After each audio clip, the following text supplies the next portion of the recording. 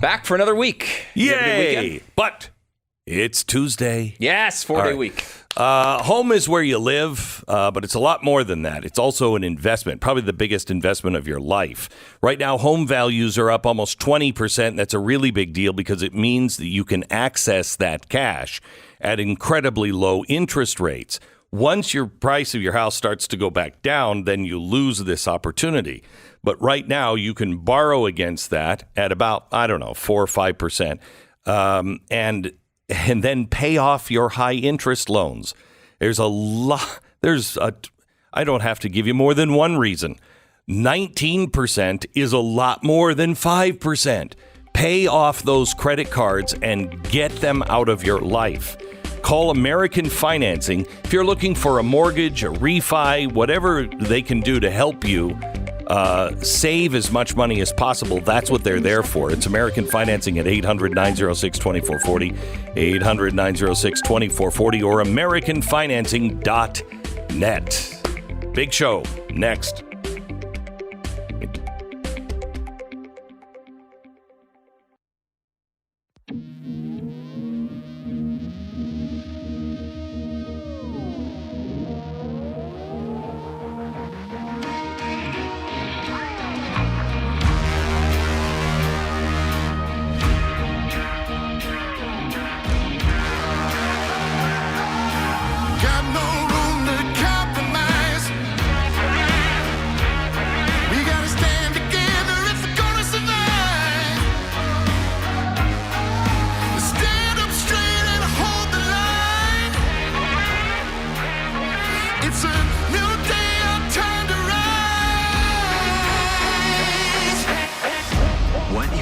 Here is the fusion of entertainment and enlightenment.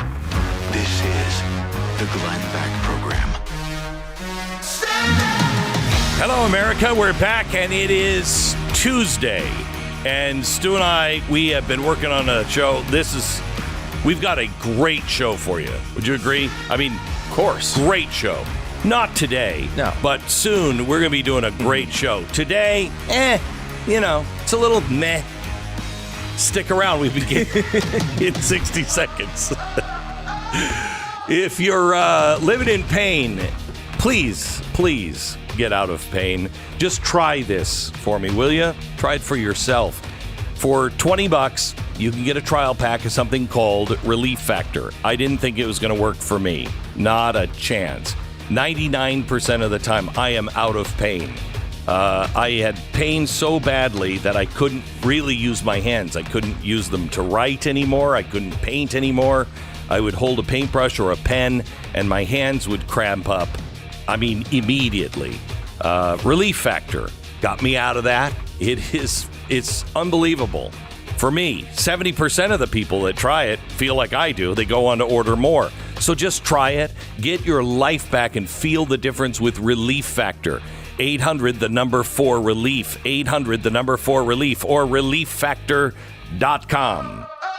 So before we get into real stuff, did you see Maverick and Top Gun this weekend? I did, yes. I don't know how you felt about it, but I don't know of a movie, a sequel, that was possibly better than the first one. Yeah, I mean, it did not stray far from the first one. It was, in fact, like the first 5 minutes are like, wait a minute, I'm watching right. The last one. Did they remake this movie? Yeah. But no, I thought, and it was really good. Like, it was entertaining and exciting the whole way. And this weird feeling you had of like, is America not evil in this? I know, are we good guys? We're good. What? Did this come from Hollywood? What is this? And I had to look it up afterwards because I had read 3 years ago that they changed the patch on the back of his jacket to remove Taiwan, okay, because of China. And they did remove it. And then I'm watching it, and I'm like, gosh, that looks exactly, I mean, they removed it, but I don't know what they replaced it with, because that looks like the patch that he had before.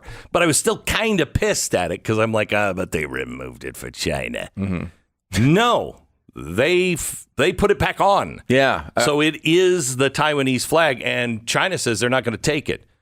And they released it anyway. What is up with it? What is happening? We are slipping back into another wormhole, but we're going back closer to our original universe. Wasn't it great to just watch a movie? I mean, again, it's Top Gun. It's not an accurate telling of military history. It is. It's not what. Wait. I know. In fact, they don't even tell you what country we're going against in this. I mean, who knows? It could be Idaho. We don't even know. It could be anything. But like, Wouldn't it be great if Idaho had those jets? I'd like them in Texas, Idaho. I'd like them in the Mountain West, please. No kidding. Yeah. But it was just nice to see. It just felt like, hey, it's okay to cheer your country on. That was like, you had to come out of it with that feeling. It felt good. You used to go to the movies and come out and feel good. That's what it was about. It wasn't supposed to make you feel terrible for being an American. You're a racist if you don't. Or terrible because everybody in the movie is like, yeah, on the weekends, I take a cheese grater to children's skin. And I just grate their skin off, and you're like, wait, what is that? Well, I'm an American, that's what I do. I hurt children. It wasn't that. It wasn't that. And watching certainly movies for a very long time, and now watching the media coverage from the news, you don't get that feeling at all. It's just all we're terrible and everyone else is great. And I know Hollywood will regret this. They'll like the money. And then they'll start saying, "Gosh, I don't know. We've encouraged war. Shut up. Maybe people will start praising our military again. Yeah, maybe. I mean, they should do that for other reasons. Yeah, than Tom Cruise. Than a movie, right? But there was one thing that really bothered me. Was there anything in the movie that really bothered you?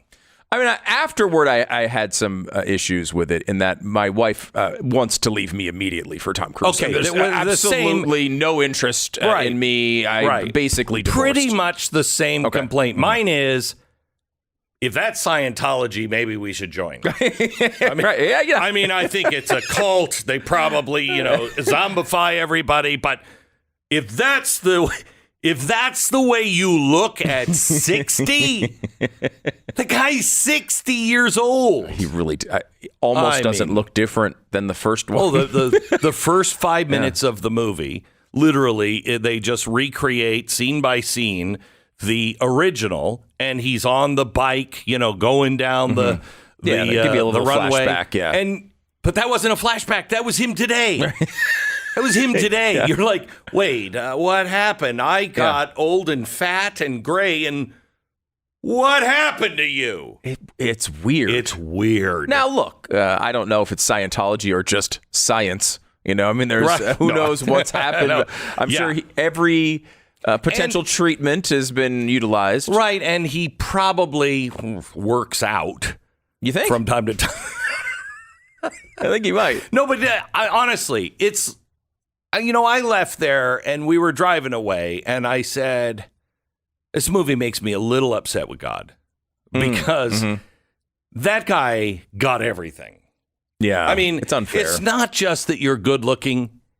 He can fly a jet. You know what I mean? He can fly a fighter jet.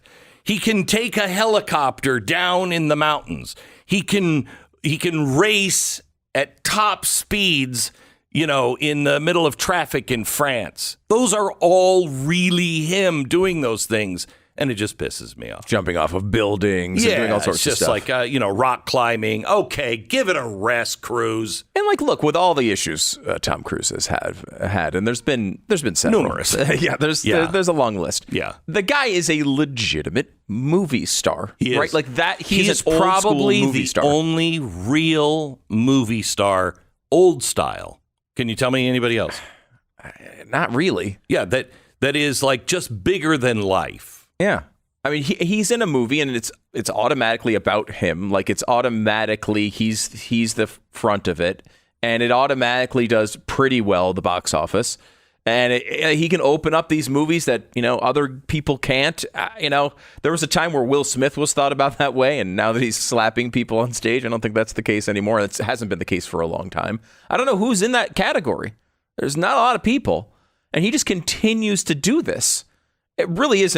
It's impressive, and It is. you know, there's a reason why they make him the face of Scientology, right? Like, you know, But didn't you tell me that in one of those documentaries, one of the people that left Scientology says he's a really bad guy? Yeah. I mean, like, there's a lot of real accusations. I can't think of her name off the top of my head, but the woman who was on King of Queens, all I always think of her is Carrie from King of Queens in a show that It's probably not her name. Probably not her name. I don't think so. I mean, could be. But. What's her name? Look up her name real quick. I can't think of her off the top of my head. But she did a long series about Scientology. She was formerly in Scientology.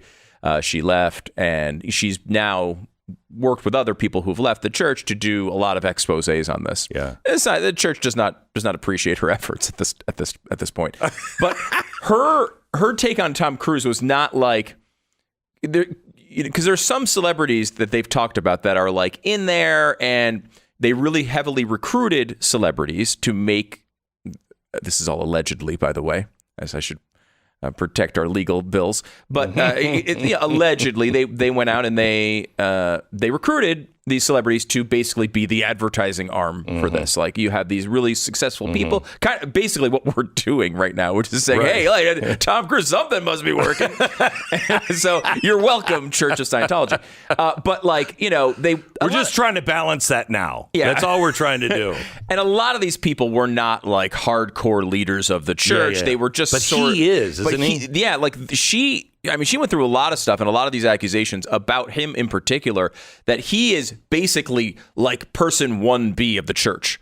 There's the main guy, and then Tom Cruise is like directing the programs, the efforts, you know, as they say, the revenge on people who have left and how these people are targeted. Now, look, I haven't heard Tom Cruise's side of this. I don't know, but I don't will think say he talks about it. He doesn't really. You know, he used to talk about Scientology a lot, and really, and then it led to him jumping on the couch with Oprah, and it was like, okay, shut up. And he kind of has done what is a really smart thing, which is not make that the central part of who he is to the public. Probably a really smart thing. Yeah. Probably a really smart thing. But because it's, but he does things like, remember that story?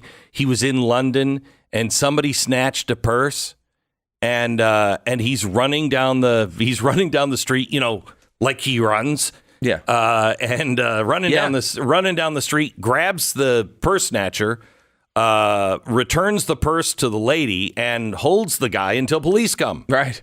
I mean, it's like, what? Did you think you were in a scene? Like, what was the... Yeah. But I guess if you're Tom Cruise, you're like, I've done this a million times.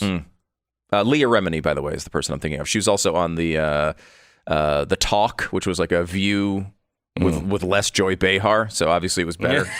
And it was like that type of thing. But I at one point, because you do this great series of interviews that come out every weekend, Glenn Beck podcast, and she's one that I actually thought would be great for you to talk to, because she's she's no conservative or anything by any means, but she just talks about this in a way that someone who had real life experience, very negative experience there, but also has done a lot of work to try to expose what she sees as the downfall here. I'm not one to take down anybody's church. No. I honestly come to it. I mean, it's the only church out there that Mormons are like, well, I mean, look at Scientology. I mean, that's right. Am I right? Yeah, no. I mean, I think you have to come out. Look, they are targeted often, and maybe unfairly at times. But I mean, it's interesting to try to understand what the inner workings are, and then you can kind of make your own mind up on it. Yeah. So what is happening with the movies? Because we have the patch on the back of Tom Cruise's jacket, but Netflix came out. Did you read this? Netflix came out. Ted Sarandos, he's the CEO of Netflix, and he said, I think it's very important to the American culture to have free expression. And Chappelle and Gervais, I mean, we're programming for a lot of diverse people who have different opinions and different tastes and different styles, and yet we're not making everything for everybody. We want something for everybody, but everything's not going to be for everybody. What? And they said, like, how would we justify our programming in the Middle East if we start to ban it here? Yeah, that's what we've been saying. Right. How are you the same person? Do you remember what you were just saying a little while ago? I think we should approach Netflix right now. Let's see your diversity. Yeah. Let's see that diversity. Who's got a diverse lineup? You don't. No, you don't. I mean, I feel like this is a step in the right direction, so I don't want to dance on them necessarily for admitting what we've been saying the whole time. No, but I mean, if they're looking for diverse, yeah, you could do some shows for them. We can absolutely make that happen. But there is something happening. You know, again, 3 years ago, they took that off the back of Tom Cruise's jacket for China.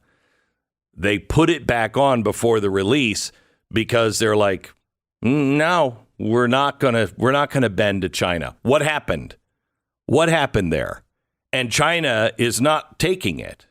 By the way, the premiere they're not taking it, meaning they're not airing the movie? They're not taking the movie. It won't air in China. Now, you know, I can't see a bunch of Chinese people going, yay, boy, the United States is great. But in Taiwan, standing ovation when he walked out and they showed the back of his jacket. Oh, wow. Isn't that cool? Back in just a minute. First, let me tell you about the Tuttle twins. Let's say you want to build a kitchen table, assuming you know what you're doing. The first thing you're going to do is gather the proper tools so you can do the job right. Now, I have no doubt that you want to raise your children to be the best people that they can possibly be. That's really hard. And just a few years ago, the tools that you had sucked. There's a book series out now from the Tuttle twins, and one in particular that we're offering for free right now. I talked to the Tuttle twins people and said, let's make this. We're going to make a few of them free. This one is really important, and it is the Tuttle twins and their amazing show business. It's not about showbiz. It's about business. And it is a great way to show your kids or your grandkids the fundamentals about the American way. There is something about the American way that is different that makes us unique. We're not teaching it anymore. This one does. This will help you teach how to solve problems on your own, encourages them to do things on their own, start their own business. The Tuttle twins and their spectacular show business. You'll get it for free. Just pay for shipping at TuttleTwinsBeck.com. TuttleTwinsBeck.com. The Tuttle twins and their spectacular show business at TuttleTwinsBeck.com. 10 seconds, station ID.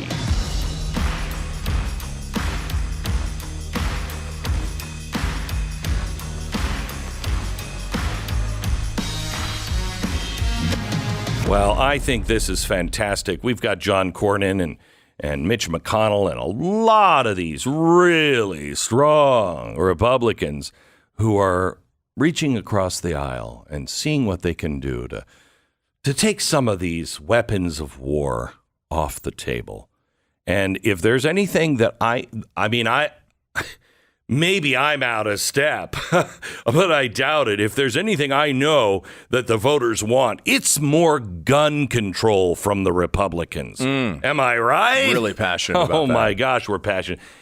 These guys, if this is what they're going to do, they're worthless. Now, they're talking about it. No one thinks they're actually going to do an assault weapon ban. I think the things that are on the table right now looks like potentially red flag laws, maybe raising the age from 18 to 21 for rifles. I mean, again, we'll have all of our problems. So then are we raising the age to 21 to have these kids go to war? Yeah, I know. It's completely. I mean, you can't do that. Look, I'm with you on this. Although we already have that rule with handguns, which I also believe is completely wrong. But I want to take a moment to thank Justin Trudeau, because in this moment where you could see an emotional slide down the road of more gun control. Justin Trudeau is standing right there to remind us very specifically what a culture that's pretty similar to us can go through if you do not hold these lines. Because I think there's times where conservatives even be like, well, maybe this rule makes sense, or maybe we give them this, or maybe we do this. And then you realize where this ends up. They are basically banning all firearms in Canada, except they're just doing it in a time-released fashion. They're saying that you cannot transfer handguns to anyone or buy them.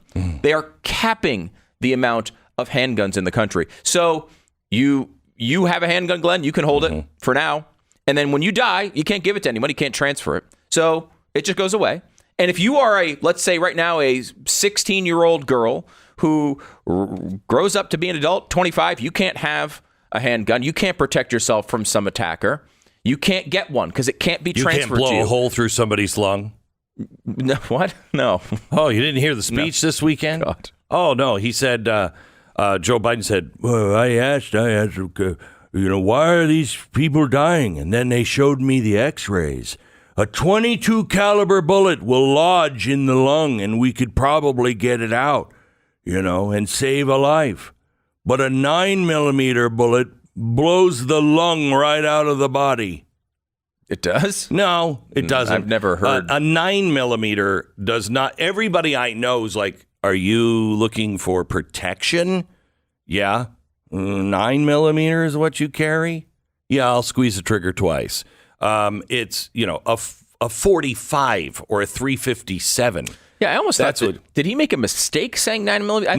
No. I thought maybe he was trying to talk about AR-15s or something else. And then he's talking about now banning the 9mm. He likes the 22 because it'll only make one hole into the lung. It doesn't have enough power to go through the body.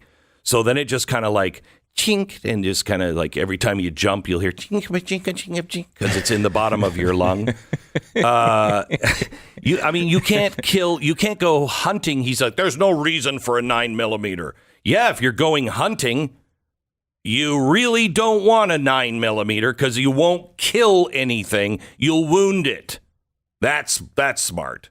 That's really smart.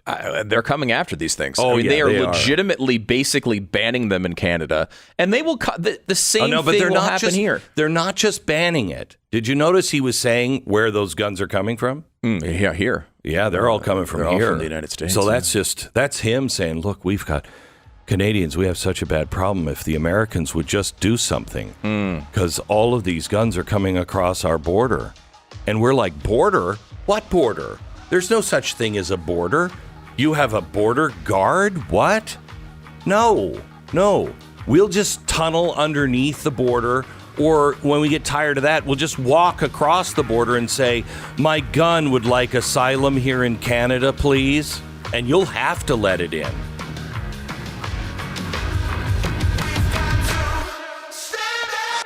The Glenn Beck Program. All right, important today and tomorrow, the last chance to take advantage of Blind.com's Memorial Day sale, where you can get up to 50% off site-wide. These are the sales I really look for.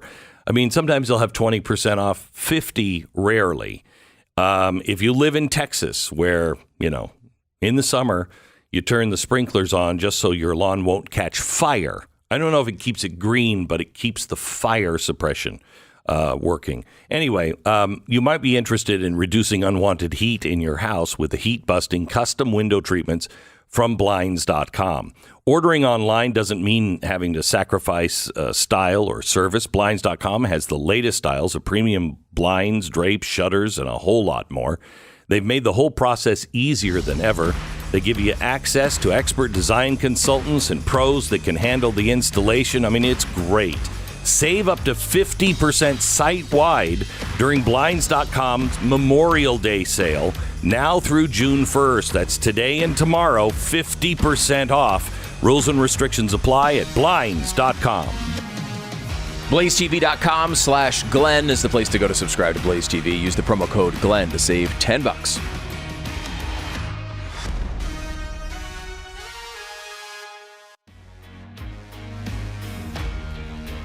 Welcome to the Glenn Beck program. Just want to remind you, it's Tuesday.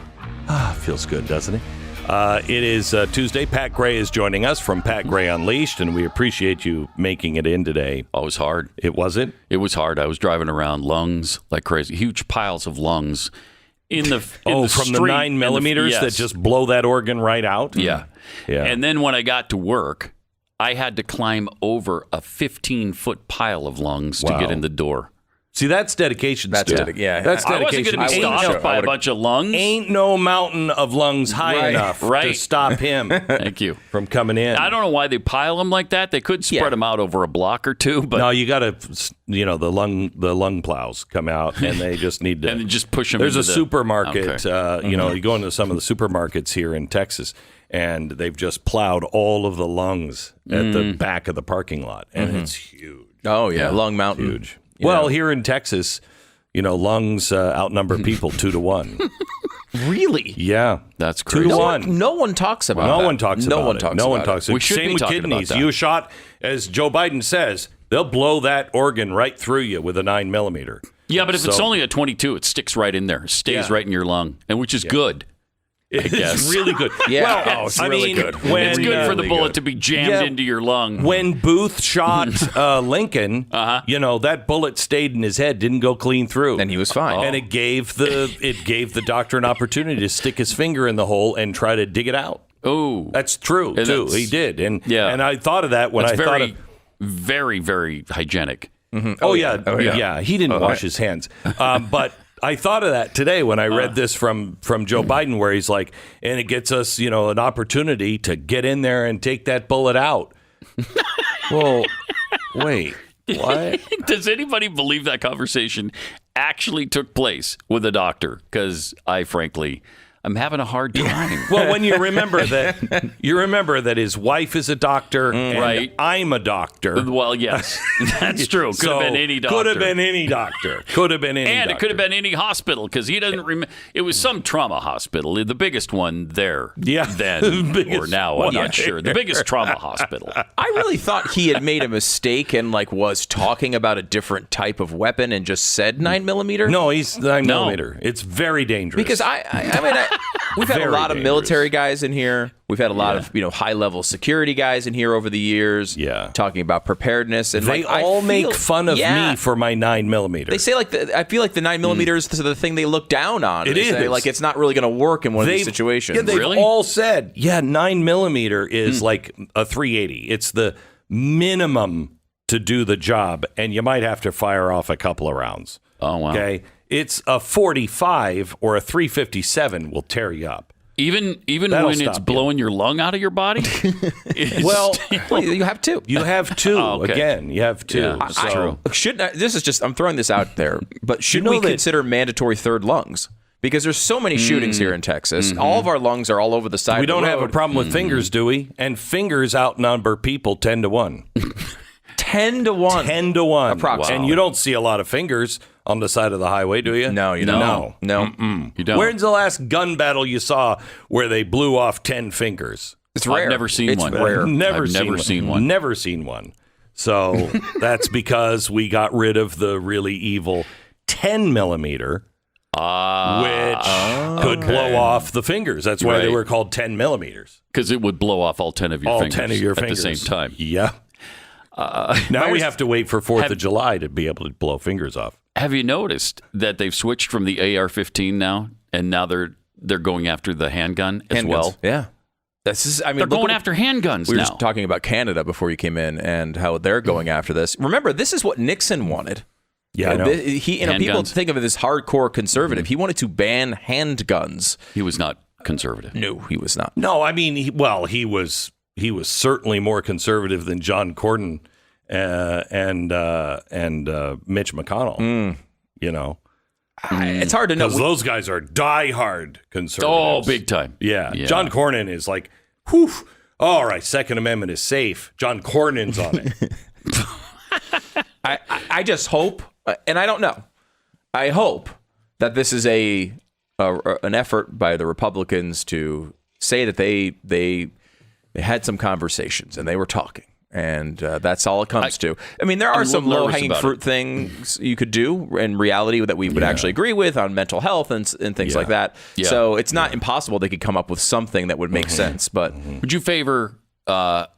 I think the last loophole probably on the background check is person to person. Like if I want to sell Glenn yeah, a handgun, very small would you percentage. favor a background check in that instance? This would be the universal background check bill. Yeah. I mean, it's very, very popular. This is why they talk about it often. Yep. I don't like it, but I might. I'd have to think about it. The thing I'm is, if not you give sure them an I inch, would. they're going to take a mile, and that's true. Does that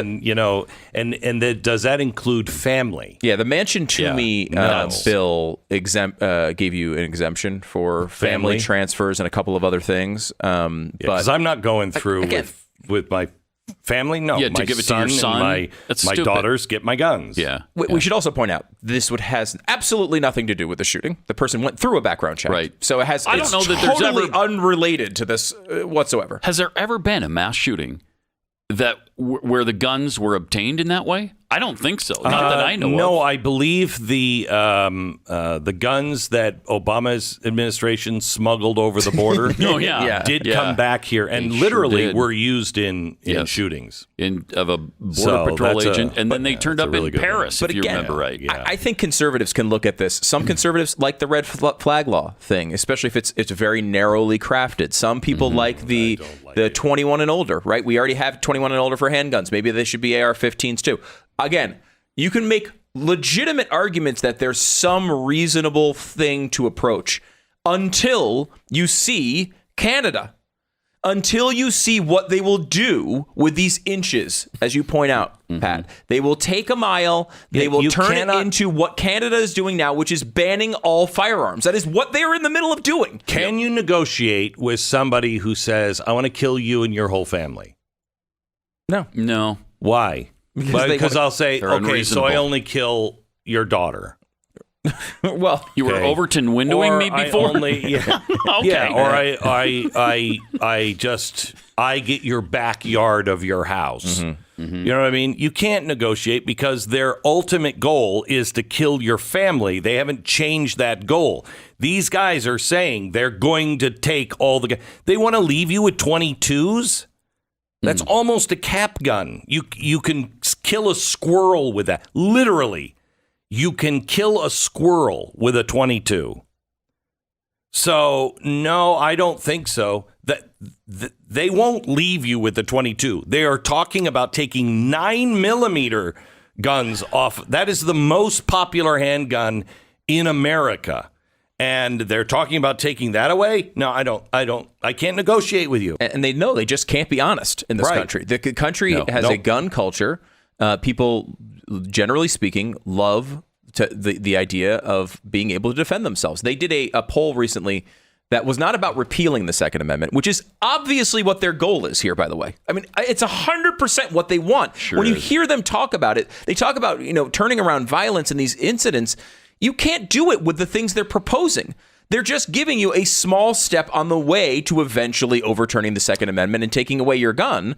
And when the American people were polled just on handguns, should there be a law, not a constitutional amendment, but just a law that would restrict you from being able to buy a handgun, it was 80-15 against. They know they are so against the American people. They have to lie to them. Yeah, and they do and do continually. these things like, oh, well, we only want common sense gun control. Well, none of those things that they're suggesting that are common sense gun control would do the things that they're saying they would. Yeah. Even they keep citing Australia. None of the proposals that they're actually admitting they want are anywhere close to what Australia did.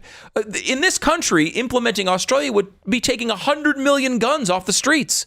They're not even luck with that, proposing too. those things. Yeah. So, I mean, these are just lies, and they're trying to get to where Canada is going. Let me give you what we should be talking about. I don't know if you read what happened in Charleston, West Virginia, this over the weekend, but a family was having a big graduation party at an apartment complex.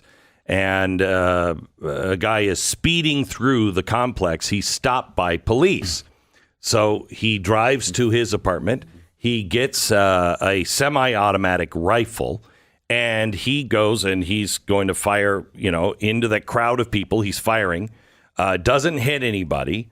Two police officers, same one that pulled him over, they arrive. They confront him. He fired a shotgun at them, wounded both of them, and took them out of action. And then what happened? A woman who was carrying a concealed gun and a concealed carry permit, She takes it out of her purse and shoots him. Dead. So, end of that Ending the one. threat. She saved 40 people from being killed. Now, my question is, if the gun was the villain last week, why isn't the media holding up the gun this week and showing a picture of that very brave gun that saved 40 people? Because it's obviously the gun that did it. Doesn't quite fit the narrative. No, does it doesn't. They'd rather just keep lying about the Second Amendment, that it's not absolute, that you couldn't buy a cannon when the Constitution was ratified, which you could, and people did. And then the other thing he loves to talk about is that there's no Kevlar on deer as they're running through the forest. According to the over and over and over. Gosh, according to the Journal for Quantitative Criminology, armed citizens use guns to defend themselves at least 989,883 times every year. Oh, wow. According to the Journal of Criminal Law and Criminology, Wow. they say gun owners defend themselves on an average of 1,884,348 times a year. A study by the CDC estimates that an annual defensive gun use range from 500,000 to more than 3 million every year. That's Now, incredible. How come we don't hear any of those stats? Think about the number of deaths. Think of the number of rapes, robberies, criminals that aren't caught. Think about all of that when the CDC says between 500,000 and more than 3 million every year. Why don't you hear that? As Pat said earlier, doesn't really fit their narrative. Our narrative is the truth. If you're looking to buy or sell a house right now, you don't have to do the wrong thing over and over again. You could learn from it, or you can take advice from somebody who has learned from it. The right real estate agent has to be on your team. It is absolutely, I think, criminal in some ways that some of these real estate agents come out and represent people, and they don't exactly have the best track record. The real estate agents that we are going to send your way for free are the best of the best. In our opinion, we look for the best, and we are on them like white on rice. They don't work for us. They work with us, and we work with them, and we want to make sure that the best of the best are sent out, and we do follow-ups with the people who use these real estate agents to make sure that it's 5-star ratings. I want you to go to realestateagentsitrust.com. It's realestateagentsitrust.com. If you need somebody to help you buy or sell a house, whether you're selling one house and moving across the street or across the country, we have the right real estate agents for you. realestateagentsitrust.com. The Glenn Beck Program.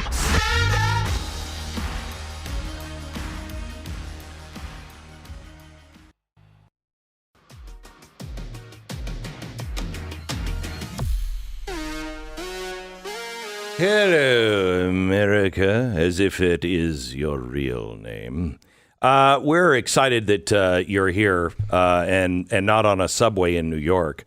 I don't know if you saw the video last week. It went viral from the New York City subway, where there's somebody, he grabs this woman's hair. Yeah, he's kind of out of control. He sits down next to two women. They both decide they're going to shuffle over and then get up. And the first one gets up. The second one attempts to get up. And as she does, he reaches over and grabs her ponytail and pulls her back to the seat and holds her there captive by the back of her head. And she's screaming, "Somebody help me!" And nobody even turns. Nobody. It's incredible. And someone films it. Yeah, that was nice. Thanks for that. Yeah.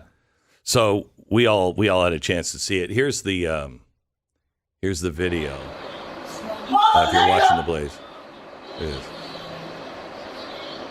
Him just kind of freaking out. They slide over. Slide over. One gets up. Second one gets up. And he just grabs her hair. And nobody does anything. Anything. It is... Look at that. Well, I mean, you want to know why crime is up on the subways in New York. 58%. 58%. Still going on, by the way. Yep. I mean, if you're listening on radio. Oh, yeah. She's still being held there. Yeah, and nothing's happening. There's shootings. They're now having to add new police to the transit systems. They've done it before, but before Rudy Giuliani. And now they're going back to, more police on the subways. But you can't police a society that large that where no one will do the right thing. I go back to the woman in Charleston who saw a gunman, took a gun out, and shot him in the head. Good move. Good move. No one's willing to... what happened to the America, of let's roll? What happened to that America? Progressives will beat it out of you every time. This is the Glenn Beck Program. We're glad you're here. I want to talk to you a little bit about Sweat Block. Hey, how's the weather? It's just... great? I thought it was nice when it creeped down under 99 the other day. That was nice. I've got to put this Sweat Block stuff on my head. Now, they don't recommend it, but nowhere does it say. I mean, it says don't put it in your eyes. Okay, what about your head? Because I swear to you, I use Sweat Block under my arms, and I do not sweat for 7 days. Don't sweat. It's incredible. It is the most incredible thing We have ever. to try this with Jeffy. We keep saying it. We have to try it. I know. Jeffy is the ultimate sweater. If this stuff will stop Jeffy's sweat, it is the miracle product of all miracles. It is. Let's get him in here. Yeah. And by the way, it's Sweat Block. Try the deodorant stick, but if you sweat like I do outside, Sweat Block is incredible. It really is the most remarkable product I have seen. It's sweatblock.com. Use the promo code Beck. You'll get 20% off. You can also get it at Amazon, but sweatblock.com. If you use the promo code Beck, you'll save 20% right now. Sweatblock.com.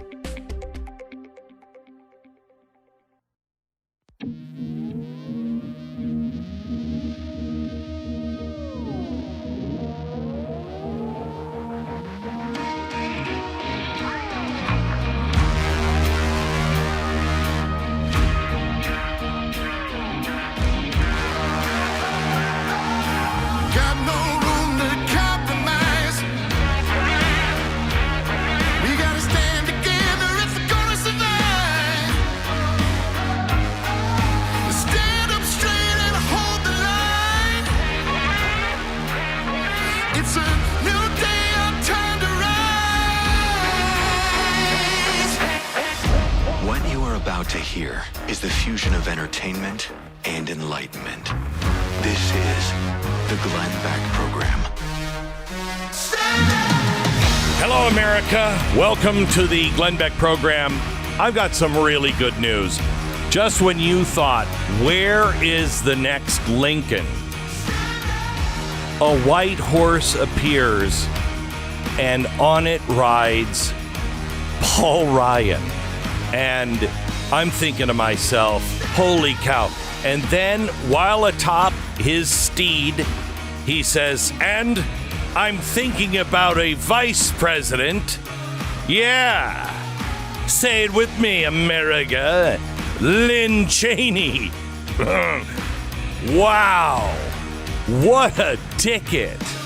I mean, it's a ticket on a plane ride to hell, but what a ticket that would be. Details coming up. Relief Factor, if you're one of the millions of Americans who live their lives with frequent and often debilitating aches and pains, what would you give to be free of it? Living with pain is a tough and lonely existence. It will change your life. And if you want your life back, please try Relief Factor. It's not a drug developed by doctors. It has 4 key ingredients that work with your body to fight inflammation. Where ibuprofen attacks from one angle, this attacks from 4 different angles. Yeah, you got all the soldiers in there. 3-week quick start, developed just for you, $19.95, $1 a day like a trial pack. Hundreds of thousands of people have ordered Relief Factor, and about 70% of them go on to order more. So order ReliefFactor.com right now. Go 1-800-4, the number 4, relief. 800-4-RELIEF or ReliefFactor.com. Feel the difference. Man, we have to start with this. I mean, because he was once one of the most powerful politicians in the country. Yeah. Speaker of the House, Paul Ryan. Sure. Wow, he was great. And then something happened and he left Congress. And then he went on to the board of Fox News. And since 2018, can't we all agree Fox News got better? Right? Right? So he's, man. I feel like Paul Ryan is one of those guys. It's like a rock band. And you're like, I really like their early stuff. And then they went weird and commercial, and but the early stuff was the early Paul Ryan stuff, right, is legitimately good. He legitimately had some good stuff at the beginning. Peter Cetera comes in, and you're like, whoa, what happened here? Okay, I don't know. That's a little unfair to Peter Cetera. It is. I feel my apologies if Peter Cetera is listening. I apologize because you were not nearly as bad as the second half of Paul Ryan, and that is true. But if he could there's no appetite for this though. This is a media creation. Well, I don't know. I mean, what Cheney? Wasn't there a poll out today with Cheney's primary where she's down by 30? I believe it is. And in Wyoming, in Wyoming, it's about to get good. Right now is when, you're 30 points behind, but that's why they call you the comeback kid. Now, I could legitimately see a situation. I don't know what the election laws are in Wyoming, but I mean, we've seen this with, Lisa Murkowski did this, Joe Lieberman did this, where you lose your primary, run as an independent, and wind up winning. You could see Cheney in a situation like that if that's allowed in Wyoming. Oh yeah, but as a presidential, sure. There's no appetite for this. I don't think on the right. Is there? I mean, there's 10%. There's 10% of the population that would vote for a I think all those people are in Congress. So, I don't know if they're still out in their states voting. Maybe they are, sure. But, Mitch McConnell probably votes every year. So, I guess there is some appetite for that. I think there are some Republicans that would say, look, I don't. We haven't tried that. We've only been doing the same thing for 100 years. I mean, and look at where it's gotten us. Let's keep going. I think there are some that would like an alternative to Donald Trump. Like, there's going to be somebody who runs on that wing. I think a lot of people think it's going to be Larry Hogan, the governor of Maryland. Hogan. That would be great. I don't think it's. You don't think it's that guy? No. And I don't think. Right. But again, what is the primary appetite for that? 20%, maybe 15, 20%. And there's just not a lot of people out there that are going to. Go there's that a lot of people I think that would say I'd be happy to vote for Ron DeSantis. Right. Oh yeah, that's totally different. That's not Paul Ryan. Right. I'm talking about the wing that is explicitly saying Donald Trump is bad. That wing where we need to change from that wing just does not really exist at this point, right? There's just not a lot of people who are voting that are going to activate in that particular category. There are definitely some, but some who would say the people who would say what Lynn Cheney. I get confused with Lynn and Liz. Yeah. But she is saying, hey, January 6th is the worst thing that's ever happened, and we need to make sure we're investigating it, and I'm going to be on the committee. There is some appetite on the right for that, but it's very limited. It's not election. It is Liz. Sorry, I had to look it up. It's bothering me. It was Liz. I thought so. Because you said Liz or Lynn, and I thought it's Lynn, and then I thought, Glenn, you're wrong about every name ever. You should. And I should look it up, and it is Liz. I mean, I will say I'm not doing my job as a producer. Yeah. Doing this show with you all this time, believing you were right on that name was one of the biggest failures of my career. Correct. So Yes. I apologize for that. But there's just not. I mean, this is not a real thing. I don't even think, I think someone thinks this is a good idea, but it's not. I don't even think it's Paul Ryan. I think it's just like, people want to promote something here. But like right now, you are in a situation where this is just Donald Trump's party. It's just his. It's like Trump Incorporated. It's his company. He runs it. And people are like, well, he lost the Georgia thing. All these guys, they all begged for his endorsement. Even people like Kemp, who actively called out Trump for being wrong on the election, they still didn't outwardly run on a, hey, Donald Trump was wrong about the election platform. They ran on other things, and Kemp has a lot to celebrate. I think he's done a pretty good job in Georgia. But you look at all of these things. Like Pennsylvania is another one. Dr. Oz got the endorsement from Donald Trump, but McCormick worked really hard to get the same endorsement, and did not say a cross word about. There wasn't two sides to that when it comes to Trump. It was like the guy Trump picked and the other guy who Trump also really likes. Right. Like, I mean, it's just like and that was a different election when it comes to Georgia, completely different election. In Pennsylvania, you're exactly right. Okay. But he likes both. The appetite for the candidate combination you're talking about, though, there is no evidence it exists in the primary. I think it does. In the Democratic primary. Liz Cheney and Paul Ryan is like, let's make Democrats just liberals again.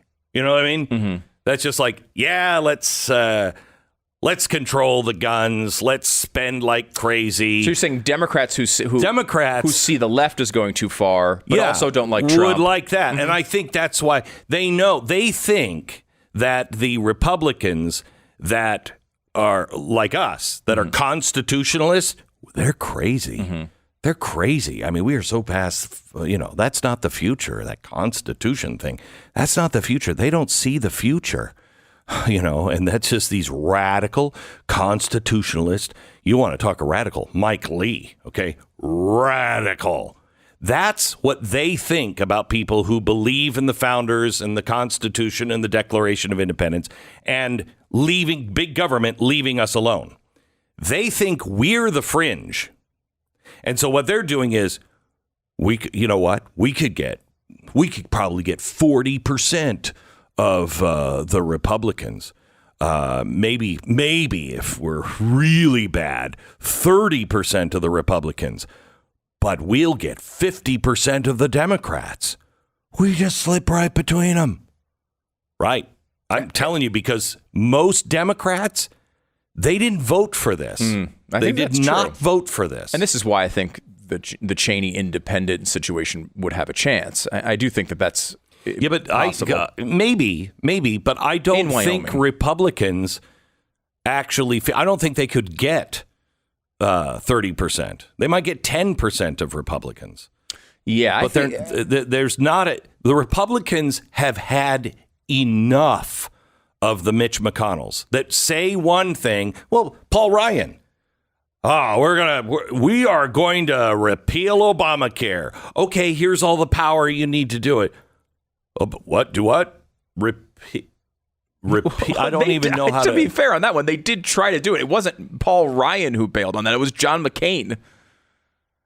And even then, they probably weren't going to get it through. But they did try to do it. They were unsuccessful in doing it. Same people. No, I agree. I mean, look, this is, again, I like Paul Ryan's first two albums. After that, he got weird. He got experimental. I don't know what he was doing. Yeah. The first two albums were fantastic. The first two albums, he was still kind of like a rebel. Yeah. And then like the third album became Kenny G. Right. And you're like, whoa. And no apologies to Kenny G. No. None. He was that bad. Even Kenny G is like, whoa. Yeah, I don't think, though, every presidential election, we have the same sort of boring conversation about how someone could come through the middle in a third party and win. And certainly, I don't think this is it. The Democrats I haven't have seen no that person yet. Yeah, and the Democrats have no appetite for voting for Paul Ryan. They don't. They don't like Paul Ryan. No, but I mean, if they had Kamala Harris, Paul Ryan, Donald Trump, I could see half of them going for Paul Ryan. They would be. I think they would be so scared of Trump that they wouldn't do it. But they consider it. Yeah, and maybe. there'd be a percentage of Republicans and independents too. They'd be so afraid of Donald Trump that they would put our nation in the hands of Kamala Harris. I think you're probably right. Wow. But if this keeps going, there's a poll out today with Joe Biden at 34%. I mean, 34%. Is incomprehensibly terrible. It's the worst. That's now. Hang on. Let's be fair. That's overall. Okay. That's it. Like in Alabama, it's 25%. Alaska, 31. Arizona, 32. Arkansas, 25. California. I mean, you'd expect him 80. 42%. California? Colorado, you'd expect him to 36%. Connecticut, 38%. Delaware. In Connecticut. Delaware. His home state. His home state, and I think it's a state of about 10 people, and I bet 8 of them are named Biden. 35%. Florida, 34. 35% in Delaware? 35% approval in Delaware, 53% disapproval in Delaware. I don't know. What is the point? Where you're just, for the good of the party, you're resigning this. Well, I'll get to that. I'll show you what those numbers look like. Florida, 34%. Georgia, 31%. Here's one. Idaho, 23%. Indiana, That's actually high. I know. Indiana, 27. Iowa, 30. Kansas, 26. Kentucky, 23. Louisiana, 28. Maine, 36. Here's the high point, tied with California, Maryland at 42. Michigan, 36. Minnesota, 39. Mississippi, 28. Missouri, 27. Montana, 34. 26 in Nebraska, 33. Nevada, New Hampshire, 37.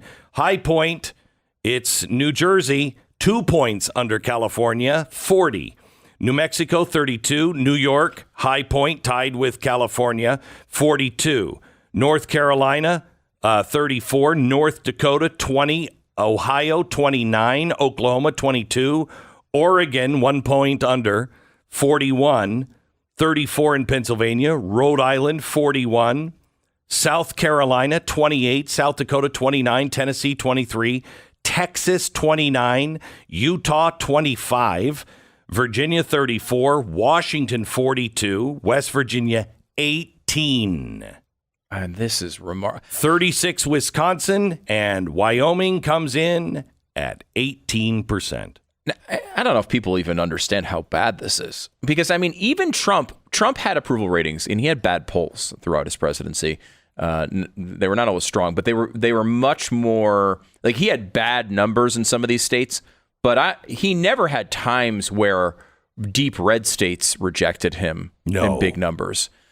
You've got to work at a 34% approval rating. I mean, 42% in California is incomprehensibly bad. There's 3 states where he's doing over 45%. Massachusetts, 45, Vermont, 46, and that all-important must-have state of Hawaii at 50% approval. Back in just a second.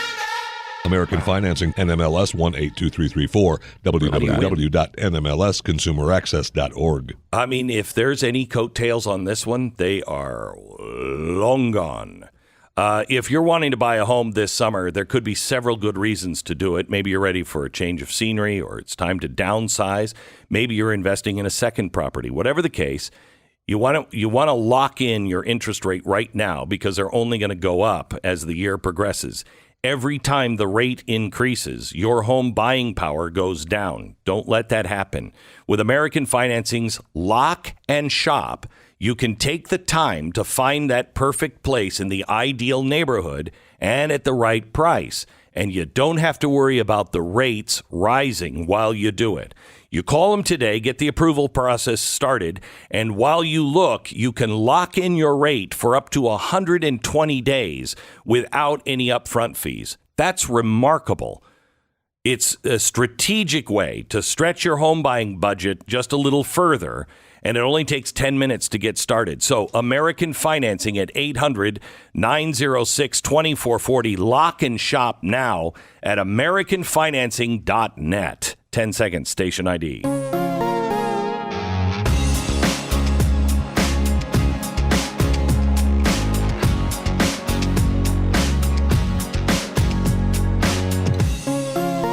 Now, here's the good thing. He could go on the campaign trail with Nancy Pelosi or her husband, Paul. Paul had just a good weekend. Don't let Paul drive on the campaign trail. I'm a better driver when I've had a few that I have to knock back because I drive slower. Oh, that's good. Okay. Good logic.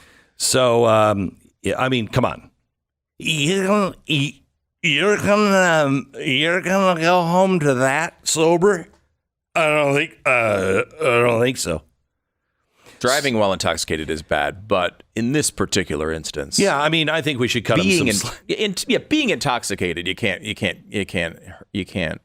criticize it. Yeah. You should take an Uber, obviously. Yeah, but going home drunk, completely understandable in this situation. Situation, she was not actually home, I guess, at the time. So that would be the one time you'd want to go back sober. Yeah, but she's coming back. Right. That's a good point, Paul. So we got pulled over for DUI. Yeah. I assume full prosecution to the fullest extent of the law, or how's this working out?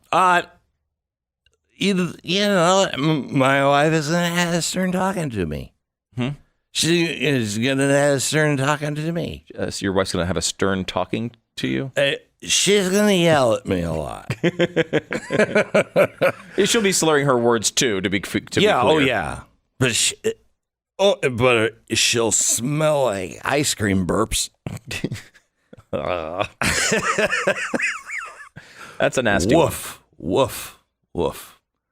Okay, so we got that going for us. I think these guys, as a nation, let's just step back and admire the people we've put in power. Right? Am I right? I mean, we've done a pretty good job here. I think we could say, everybody in the country, round of applause for you. And me, and you, Stu. We have really done some nice work over the years. Oh, yeah. This has been pretty. We're going in the right direction. No. You say that like you're being sarcastic. What is the number of the right direction? I think it was like 26 for Democrats say we're going in the right direction. 26 of the people who voted for this. They're like, that's my guy. Right now, we going in the right direction. No, Paul's driving, I think. Right now, overall, we are at 22% satisfied with the way things are going. 20%. Can I tell you something? If you think his numbers are bad now, and that number is bad, they are going to look back on these days as the good old days by the end of the summer. As the good old days. I'm looking for anything even close. I mean, there's some... in the 90s, we hit these numbers for a very short period of time. And that's really been it going back through history. A little bit, actually, during the financial collapse. That's the only other time we've really hit these sorts of levels. I talked to a pilot the other day, and he had a small, it wasn't a Cessna, but it was a small jet. And he said, I fly for my boss, and I don't know how my boss is going to keep up with this. He said, you should see, I just filled up at a bulk discount of $7.84 a gallon. He said, I use 50 gallons by the time I hit the end of the tarmac. What is that going to mean for you in a station wagon going to get food? The Glenn Beck Program. All right, CarShield is here. If your car breaks down, hey, there's nothing like going to the used car lot. and paying 4 times the price of what that car was when it was new. Don't you love that? The other great thing about your used car going downhill and being out of warranty is maybe you can have one of those chips that they can't seem to get go wrong. Yeah, now you're living. Hey, what about not going through any of that? Car Shield is like emergency car coverage. It's insurance for when your car is really, really sick, like has cancer. And they're like, yeah, we're going to be able to fix this, but it's really expensive. Or, my favorite, we don't have the parts. We don't know when we can get them in. You're like, oh my gosh, we live in Cuba now. If your car has 5,000, 150,000 miles on it, when you need a repair, you need a tow, roadside assistance, they've got it all. It's Car Shield. Find the warranty or the coverage that will cover you at a price you can afford at carshield.com/Beck. carshield.com/Beck.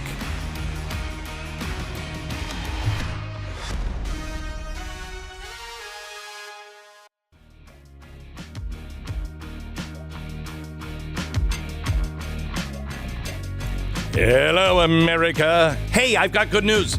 It's Tuesday. Right? Who's not for that 4-day work week? Yeah. I mean, we'll become Italy, where, you mail something off and long after your death, some guy comes and says, hey, no, this was just delivered to you. It was written back in 2022. You're like, wow. On paper. They haven't had paper for 40 years. It'll be like that, but 4-day work week I'm into. Anyway, I'd like to play Be or Not the Bee. And you tell me, because I can't tell anymore, what a real story is and what a B story from the Babylon Bee is. Okay? Mm-hmm. So, Stu, I'll give you the headlines.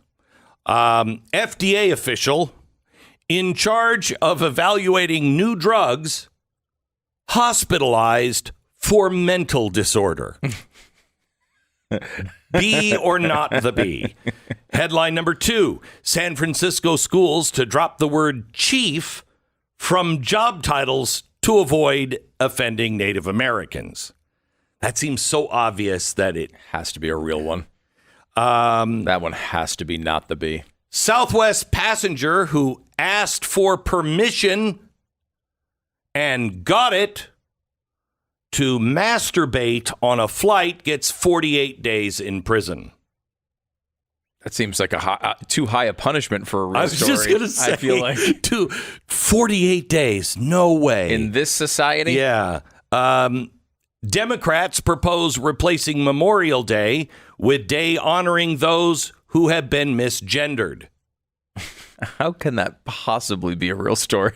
IRS squanders nearly $1 billion in erroneous pandemic credits, even though they have a $100 million bonus to hire more people. Say they are too short-staffed to track down that $1 billion stolen from us. Incredible.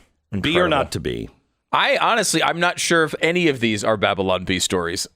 You could make the argument to me that all of them are real, which I guess is why the Babylon Bee is good. Or all of them are Babylon Bee. Yeah, they should. I mean, they should be Babylon Bee stories, right? They should be. So fake. let me give you top federal official in charge of evaluating the safety of drugs. Think COVID. Has been hospitalized against his will this month for an unspecified mental disorder, prompting concern over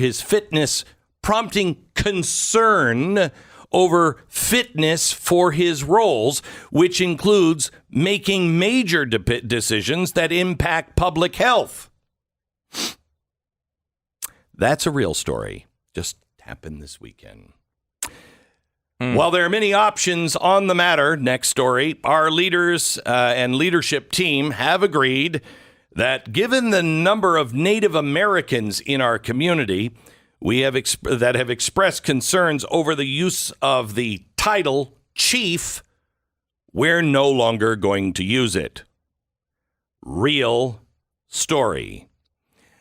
Southwest Airlines passenger, 34 years old, Antonio McGarity, was sentenced to 1 year of probation after pleading guilty last week to self-gratifying himself during a Southwest flight from Seattle, making more sense, to Phoenix. Apparently, he was sitting next to a woman on the flight when he exposed himself shortly after takeoff. He then said, to the woman, "Do you mind?" And according to another witness, she put her hands in the air and says, "It doesn't matter, does it?" I think that's just surrender. That's just like... that's not permission. You can't... If you've pulled it out already, you don't get to ask for permission at that point. Well, he thought her answer was kind of, quote, kinky, end quote. I think this is just her not wanting to get murdered. Yeah, and just saying, really common sense. If you're asking that with your wiener in your hand, does it really matter? Right. Does it matter? Like we say, learn, then vote. The order is important, right? The same thing here, right? Yeah, okay. You have to get the permission in advance from beginning the procedure. That was a real story. Of course it was. The IRS, despite getting a 6% budget increase and an addition of 10,000 new IRS agents, the IRS claims it just can't spare the resources to recover almost $1 billion in forgery and forged payments. Just can't. Where did I put that $1 billion? Yeah, they'll be harassing tons of people in this audience for audits this year. By the way, real story. And then there's this. Democrats have unveiled an official proposal to replace Memorial Day, which they are calling a problematic holiday, honoring white supremacist soldiers who died for a racist country, with a more inclusive day, misgenderial day. Wait, what was it? Misgenderial day. Who is proposing this? Democrats. No way. This important day. Are they really? This important day will allow us to honor the true heroes, those brave, non-binary individuals who have been called he instead of Z. All right. You got me. This is a Babylon Bee story. This is a Babylon Bee story. Finally, the true heroes are getting their day of recognition, said Nancy Pelosi. Presidential Medal of Heroism will be awarded to one brave misgendered person each year. The first one is to be given to Justin Trudeau, who has often mistakenly been referred to as a he. And that is the... That one is actually Babylon Bee, though. Yes. Thank God. At least one of them was. Because the rest of them... No, absolutely could be. Mm-hmm. What is going on? I honestly, and if you would have convinced me it was a Democrat, not Nancy Pelosi, who is super aware of... If I said AOC. If you said AOC, or if you said, Ilhan Omar, or... Ileana Presley. Yeah. Like, I might have believed it. Yeah. It's just, the only thing is Pelosi just is too public facing to be the face of that particular movement. Now, of course, she'll advocate for kids being aborted seconds before birth and have no qualms about that whatsoever.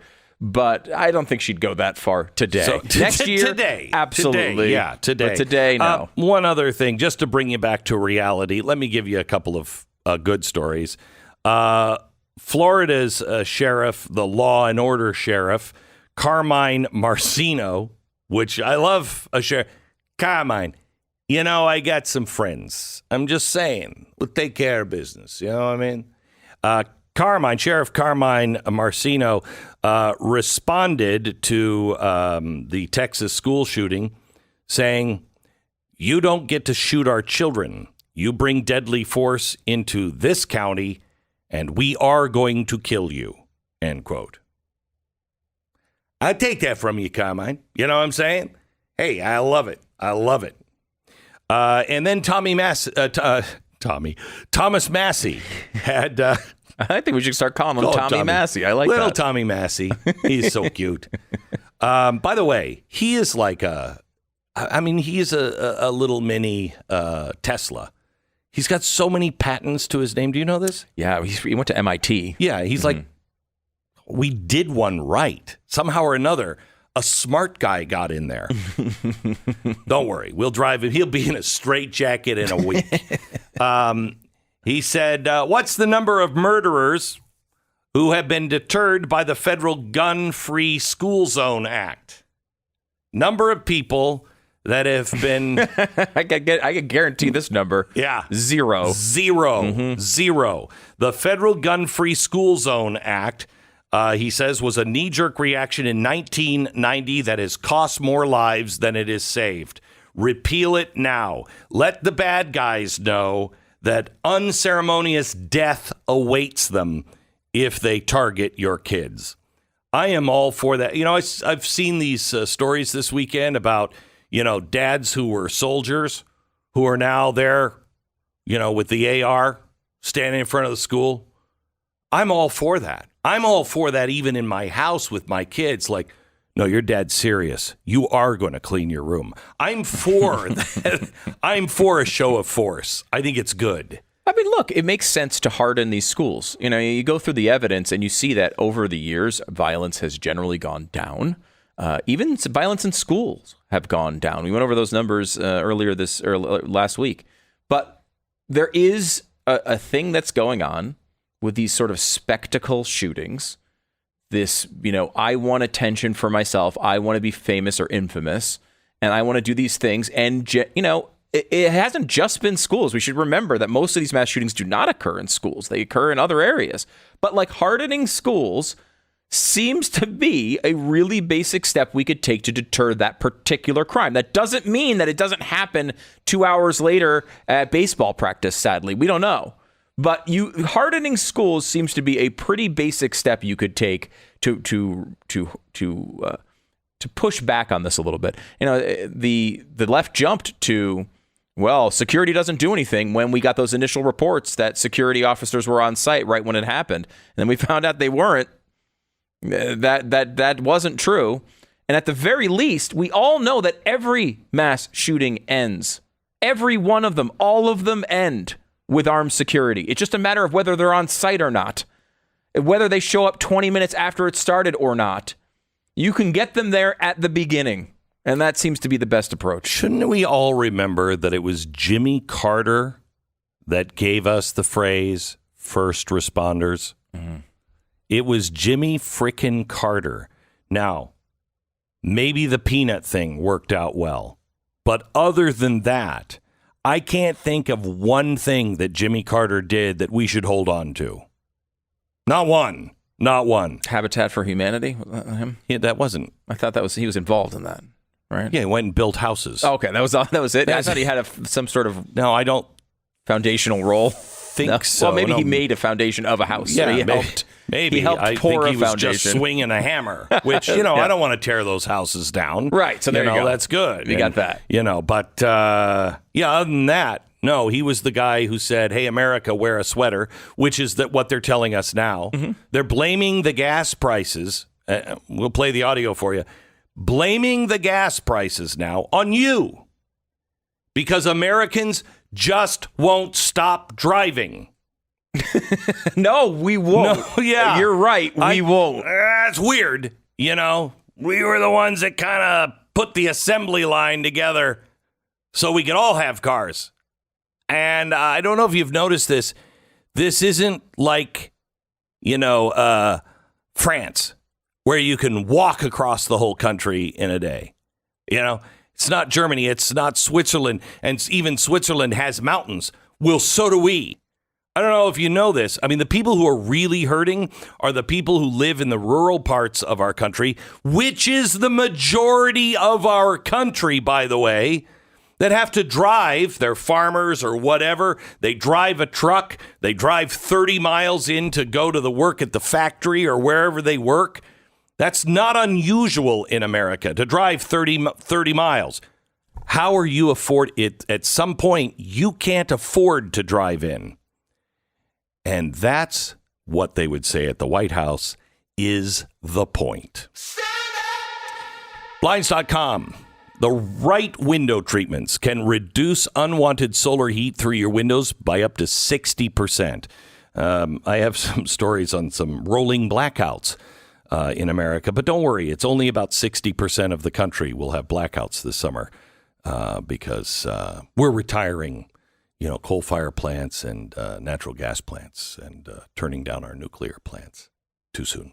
But hey, it's just a timing thing. Get over it. So anyway, 60% of the heat coming through your windows can be stopped with the right window treatments. And they have them at Blinds.com. And now through June 1st, which is tomorrow, you can save up to 50% site-wide during their Memorial Day sale. So today and tomorrow, 50% off on everything. Blinds.com. Save 50% off today and tomorrow for their extended Memorial Day sale. Rules and restrictions do apply. It's Blinds.com. The Glenn Beck Program. Miss a day, miss a lot. Visit blazetv.com today and never miss a moment of truth.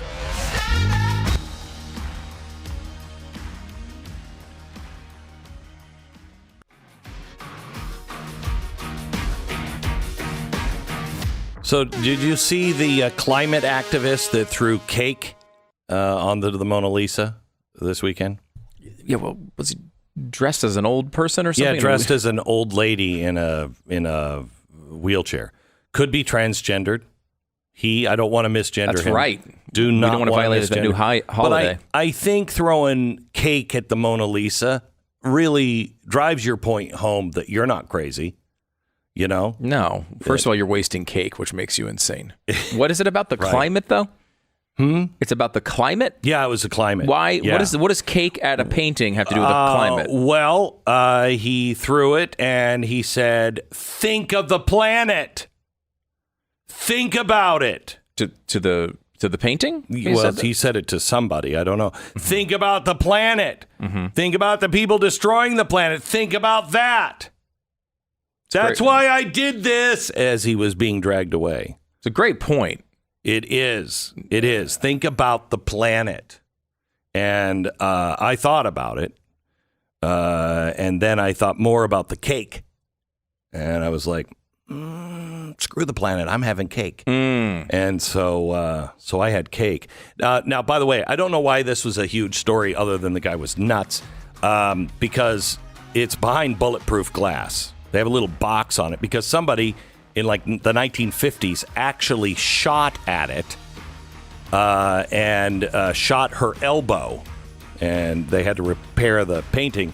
So they put bulletproof glass up in the 70s, I think, and then an old lady threw a teacup at her.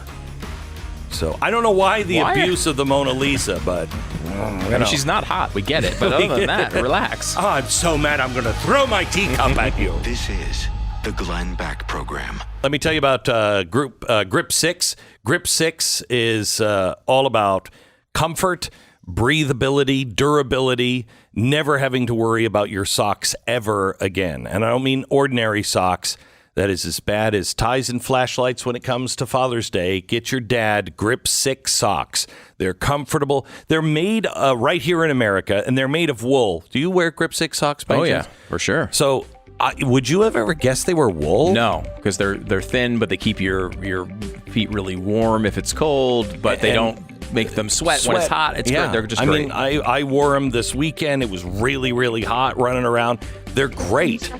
Best socks you'll ever give your dad. Get grip6.com/Beck. Grip, the number 6.com/Beck. Go there now and save 25% site-wide.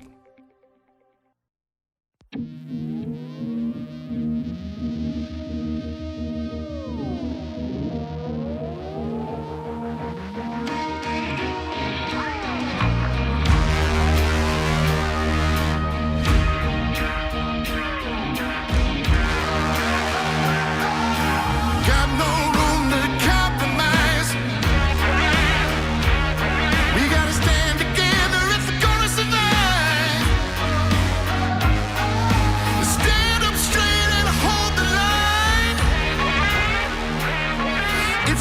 new day, I'm trying to rise. What you are about to hear is the fusion of entertainment and enlightenment. This is the Glenn Beck Program.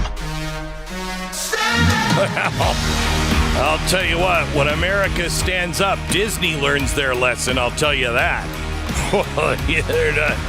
Yeah, they heard you, America.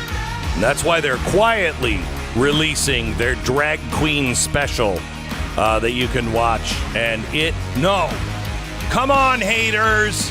Come on, give it a chance. Let your kids watch it. You know, you can trust Disney. That and so much more coming up in 60 seconds. Did I tell you it's Tuesday? LifeLock, something new to worry about. I love this. Celebration for grads, dads. Perfect setup for e-card scammers. You click on one of those fake e-card, send via email, and it can install malware and steal your information and add pop-up ads. I love this. I mean, why don't people just work on something, that's honest and full of integrity, and can't we all just get along? I know the answer to that one. You open an e-card, and if it's coming from somebody, even if it's coming from somebody that you know, you better have LifeLock. It's important to understand cybercrime will affect our identity every single day in multiple ways, and that's why LifeLock is around.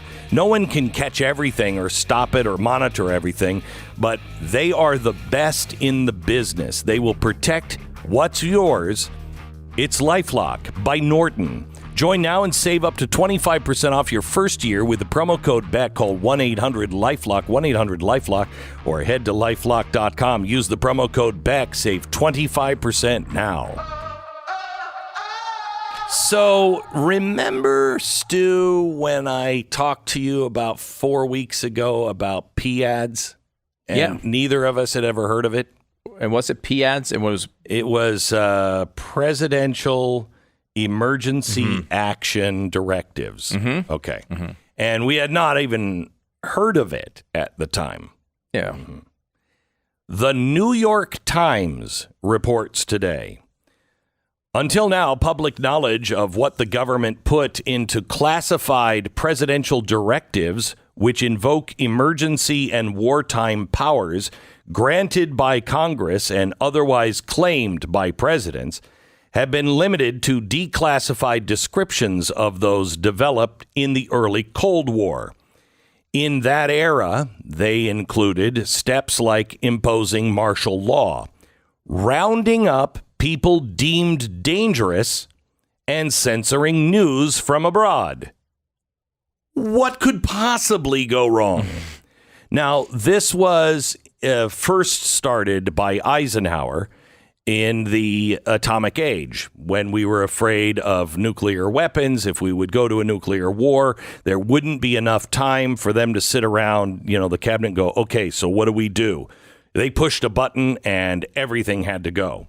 So they would make these directives beforehand, and they would say, this is for an emergency in case of a nuclear war. And the president would sign it, and then it would be held. So Congress doesn't have a right to look at these things because they're not actually enforced. It's kind of like our advice until the emergency happens, and then it becomes the law of the land. How does it become the law of the land? What process gives the president the right to... Emergency orders. If there's an emergency, the president has all kinds of powers. Now, I can't think of an emergency that might be on the horizon. Sure, there's the economic emergency that could happen. There's the energy shortage that might happen. There's a lawlessness emergency on the streets that could happen. But other than that, can you think of anything? No. There's the monkeypox emergency. I left that one out. There's the cheating at an election one that, would be really. There's the war emergency action that could be declared. But Other than that, again, nothing to see here. So it's not been clear what the modern directives have been. Known presidential emergency action documents, those are called PADs. They've never been made public or shown to Congress, but the New York Times has been looking into George W. Bush. Now, why would you stop there? I think we all know why. Am I right? Several of the files provided to the New York Times by the Brennan Center for Justice shows that the Bush-era effort partly focused on a law that permits the president to take over or shut down communications networks in wartime. Remember that one? And people like your local radio hosts and your hosts on talk radio said, hey, for the first time in my career, the emergency broadcast system is being taken out of our hands. What the emergency broadcast system used to be is the White House would alert the radio stations. And I think it was WMAL in Washington would get the first alert. And then WMAL would hear the tones and they would say, this is a test or this is an emergency. If it was an emergency, they'd pass it on to another station, and that station would pass it on. Now, it would take like an hour to get all the way across the country to the West. So the West had already been wiped out, okay?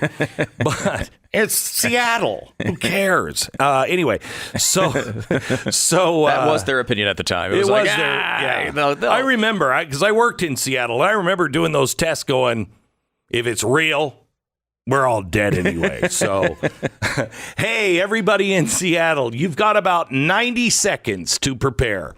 So that's the way the test used to work.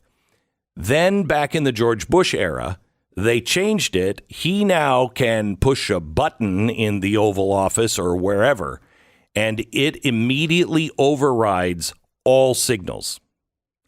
So he's on television and every radio station. There is no other information that is coming out except from the information from the White House. Didn't this happen in Austin Powers? Wasn't that his plan where he could just press a button and would overtake all broadcast? Probably. Okay. Probably. Just want to make sure. I didn't see it, but yeah, we're probably taking directives from Austin Powers. And that's probably the thing that will make Evil, the most sense all day to you. Apparently, lawmakers cannot interfere with these. Another file from the summer of 2008 mentioned that the Justice Department lawyers were revising an unidentified draft order in light of recent Supreme Court opinions. The memo doesn't specify the ruling, but the court had just issued the landmark decision on topics that relate to government actions in an emergency, one about gun rights in the United States, and another about the rights of Guantanamo detainees in court hearings. Well, that could be any one of those or all of those. Now, here's the thing. We got these through FOIA, but we didn't FOIA the government. We FOIA'd the George W. Bush Library. Now, no one knows why they didn't FOIA the Obama administration's records, other than he doesn't have a library and nobody's building one yet because graft? I mean, they're looking for the right place. So we don't know what happened with the PADs. They are still enforceable if the president would say, hey, nuclear launch, what do you have? And it's the Eisenhower one. He could still have that. We don't know what's in effect and what's not in effect. Many of them are classified. In fact, all of them are classified except for this group that has just been released. Apparently, they had, I'm looking for it here, I think 9,000 pages were not released because they're still classified. And I think they released 2,000 pages. So there's another 9. But I'm sure there's almost nothing on those other 9 that remain. Probably everything's fine. Yeah. It's the best way to always assume. We've learned that lately. Just assume everything's going to be fine. Isn't that frightening? Yeah. It's truly frightening. By the way, there's a couple of things here. Only half of evangelical pastors hold a biblical worldview. Now, this might be a little shocking for people who go to church.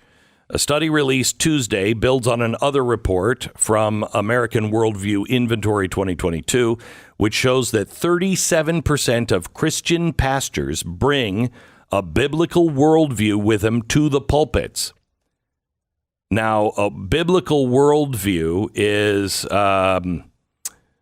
does every person have a purpose and a calling? Do you have a purpose for being here? And can God call you to something? I'm asking you, Stu. Why are you asking me without the echo on your voice? Because I don't want you to feel damned immediately. Oh, okay. So, do you believe that purpose and calling? Sure. Family and value of life, those come from God. Yes. Do you believe in God? This is a tough one I after know. the previous two, but yes. Do you believe in creation? And this is weird. Creation and history. I don't believe in history. I just believe in me. Okay, right. Uh-huh.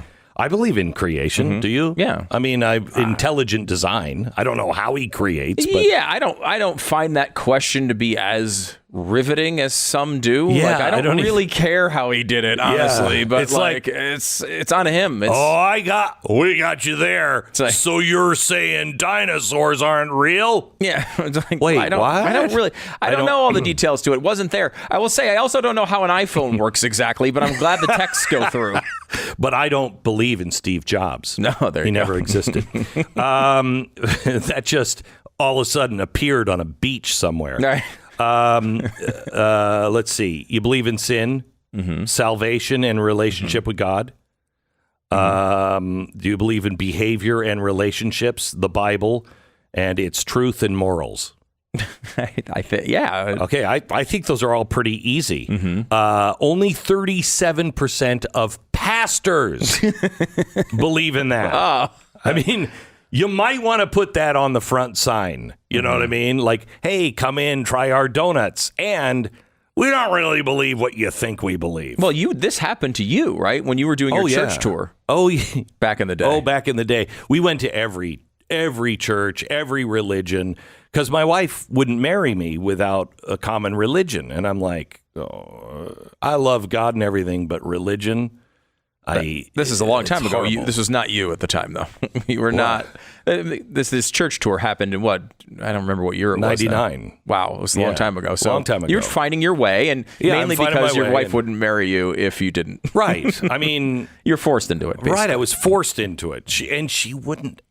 Didn't believe in premarital sex either. And I'm like, okay, chickaboo, what's it going to take? And she's like, God. And I'm like, here I am. I'm practically a god. Look at me.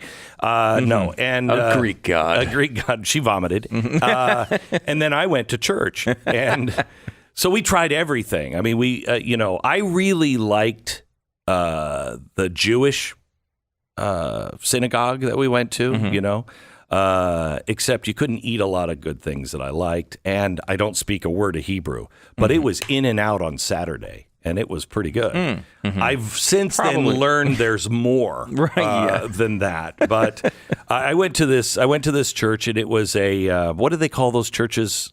Congregational, right? The white churches on the greens in. Is it? I don't remember. I think it's congregational churches, and they're non-denominational. And so I'm sitting there in the pew, and Tanya and I were listening. We're like, it's okay, it's church. And during the sermon, the pastor said, now, you all know that I don't believe in God, but if there is a God, we should serve him. And I'm like, hey, that doesn't make any sense at all. Okay. Wow. And that should be on the front door someplace. That should be, before you go in and sit down, you should just know our pastor doesn't believe in God. But if there is a God, maybe we should serve him. Good safety tip there. So back in just a minute. I'm going to give you a reason on why I'm telling you this latest survey. It's crazy. Finnegan is a 12-year-old husky lab. And Daniel, not his owner. That would be wrong. His adult friend. He said Finnegan used to sleep all the time. We had to spike his food every day with cheese and ham, etc. And even then, he wouldn't eat most of his food, sometimes for days. I was skeptical about ordering rough greens, but I gave it a try. In a month or so, Finnegan was incredibly active, and he runs and plays with other dogs. He even chases rabbits and squirrels again. I wish I would have discovered this for him long ago. Well, get it when you can, You're doing the best you can to raise a healthy dog. Rough greens can help you. It's not a dog food. It's vitamins and minerals and all the other things that your dog needs to live a healthy life, and they love it, and you put it on there. Now, not all dogs love it, I'm sure, so they want to give you a free bag to make sure that your dog loves it as much as my dog Uno and Daniel's dog Finnegan. If they'll eat it, man, you just watch over the months, they change. It is really great to see. It's Rough Greens, roughgreens.com/Beck, roughgreens.com/Beck. Get your free bag now, 833-GLENN33 or roughgreens.com/Beck. 10-second station ID.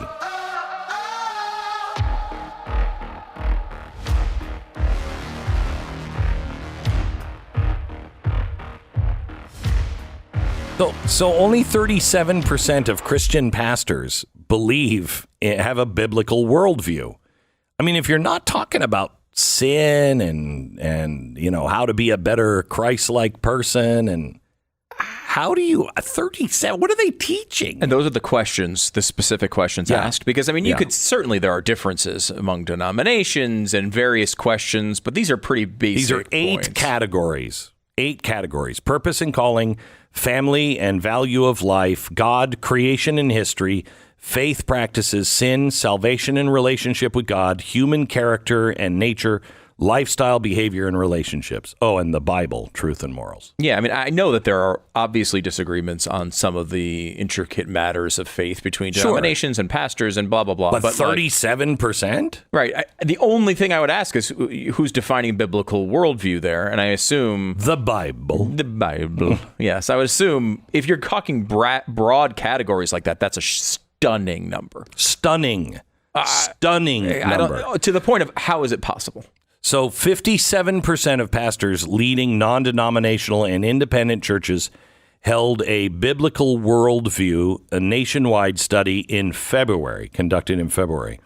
Non-denominational and independent churches were more likely to subscribe to a biblical worldview than evangelical churches. Perhaps most surprisingly, 48% of pastors of Baptist churches, widely viewed as the most enthusiastic about embracing the Bible, held a biblical worldview. 48%. Pastors of Southern Baptist churches, by contrast, were far more likely, 78%, to have biblical beliefs. The traditional black Protestant churches and Catholic priests...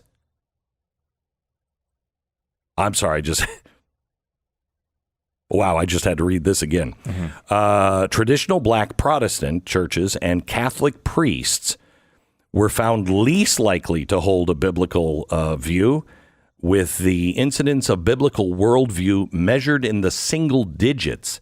Black churches, 9% of pastors, and Catholic priests, 6%. I feel like if you asked atheists if they had a biblical worldview, you'd come up with higher than 9%. I think I could give that to Penn Jillette. Yeah. And he'd be like, At 14%. I'm at 14%. Yeah. That's crazy. Yeah. In churches with an average of 100 or fewer attending weekly services, 41% of the pastors had a biblical worldview. Larger fellowships with 100 to 250 adults fared better with 45%. However, 14% of pastors leading mid-sized churches of between 250 and 600 people, 14%, and 15% of pastors with congregations of more than 600 adults. That's crazy. Yeah, it's hard to understand how that's possible. Well, so why would you be involved in this business, right? Like, I mean, I hate to call it a business, but it's like it's your life's work, it's your career, right? So it's like you think know what care it is? about it a little. It is my uncle who was the head of safety at Boeing for years. Okay, and he'd never fly. He'd never get on an airplane, and you'd be like, Uncle Dave, what is that? And he's like, no, if you fly, you have to fly a Boeing. But there's no reason, logically, that thing should be able to take off and fly. And I don't know if you're the best for safety. I think my Uncle Dave should have been a priest, maybe. The Glenn Beck Program. American Financing, NMLS 182334, www.nmlsconsumeraccess.org. American Financing. If you had a way to boost your savings and transform your financial life at the same time, would you do it? Of course, you can do it by paying down high-interest debt. If you're a homeowner, it can be done a lot easier by using the equity that you've earned, the equity that you have, the equity that you may have gained just because the price of your house has gone up. And it can take as little as 10 minutes to get you started when you call American Financing. You'll work with salary-based mortgage consultants who will help you create a custom loan around your needs.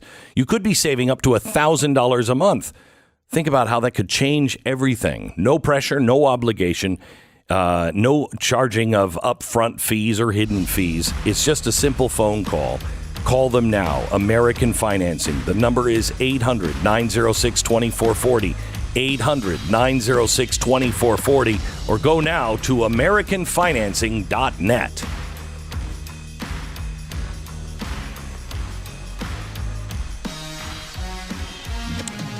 You got to subscribe to Blaze TV, blazetv.com/Glenn. The promo code is Glenn.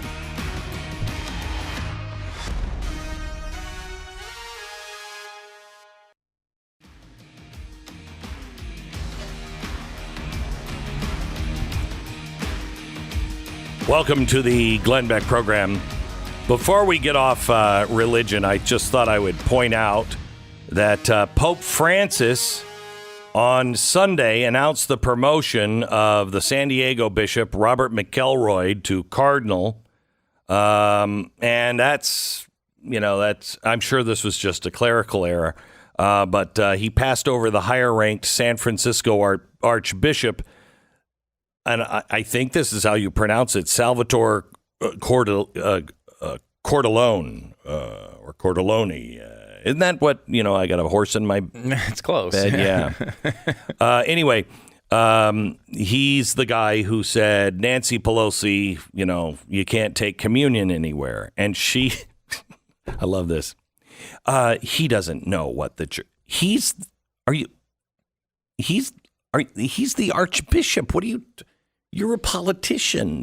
Yeah. Catholics are against, I thought Catholics were against abortion. And I know a lot of Catholics. In fact, we owe, as a body of Christ, if you will, we owe a great deal of thank yous to the Catholics who are the ones that show up all the time at abortion clinics.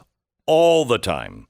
And once in a while we'll pop in and go, hey, it looks like you got things under control. I'm going to go back to my Saturday.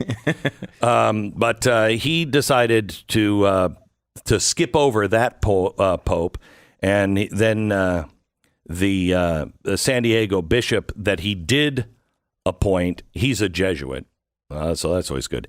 And he said, the Eucharist is being weaponized and deployed as a tool in political warfare. Yeah.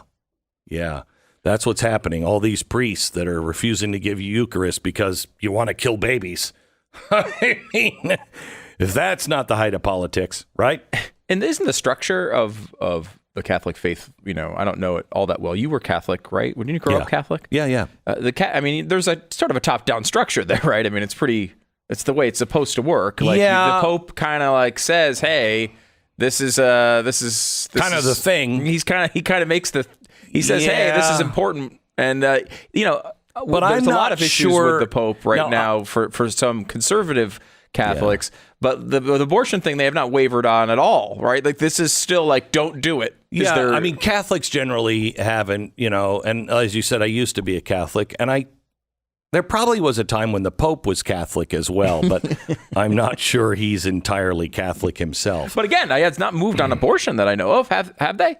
There was a story that I feel like they were talking about. Yeah, no, he is whispering. And there's a difference. I mean, he said, we have to forgive people who have had abortions. Oh, yeah. Yeah. To forgive people. I mean, of course. You don't need the end of that. Yeah. Now, maybe after the fifth or sixth abortion, and they belly up to the bar and like, I'll have another. 5 abortions for the house. Then maybe, you're like, your forgiveness is in question. But if you're like at 8 or so, and all you need to get is 10 for the free one. I mean, is that okay? If you give the last free one away, right? Okay, pass it on to another. Anyway, a majority of Democrats now believe that your kids should be able to pick their pronouns.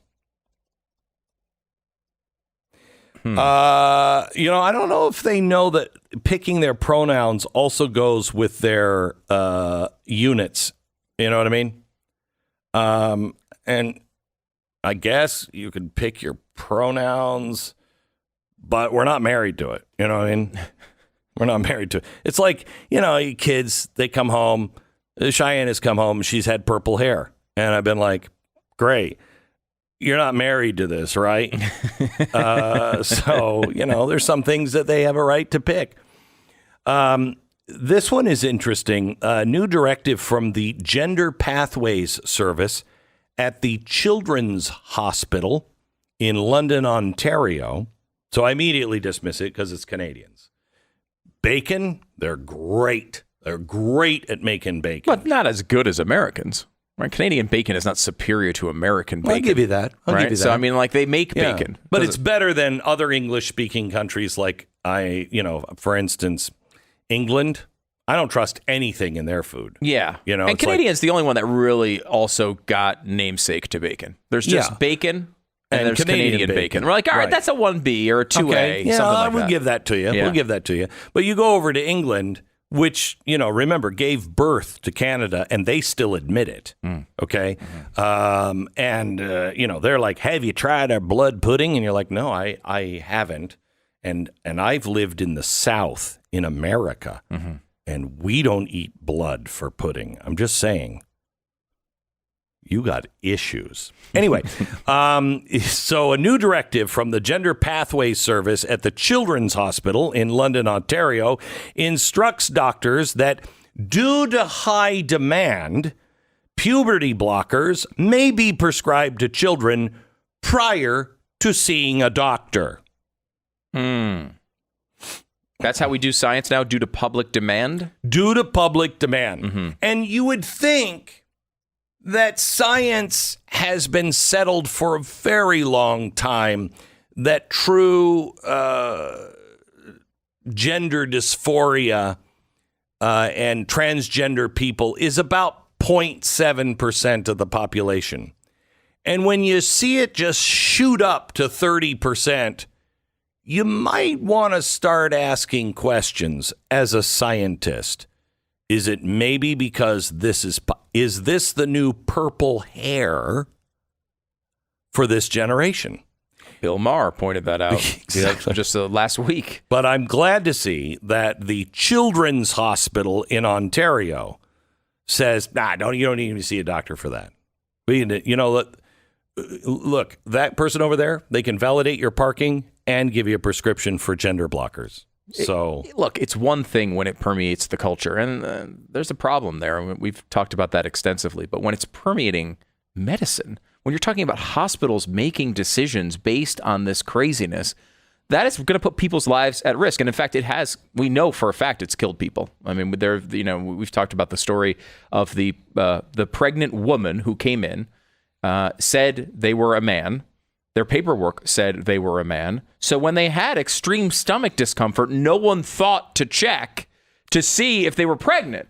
Right. Because, it's a man. Bad gas pain. Whoa, there's a head with that gas. Right. And so, in this particular case, the baby died because they didn't react fast enough. Again, this might not, if you happen to be on the left or Nancy Pelosi, it might not hurt your feelings all that much to hear that story. But in reality, I think it's pretty devastating and tragic. And well, I mean, maybe that kid would be unwanted and would grow up and be a school shooter and be the recipient of an evil gun that he wouldn't shoot, but would be in his hands with that evil gun. So that sounds terrible. That can happen.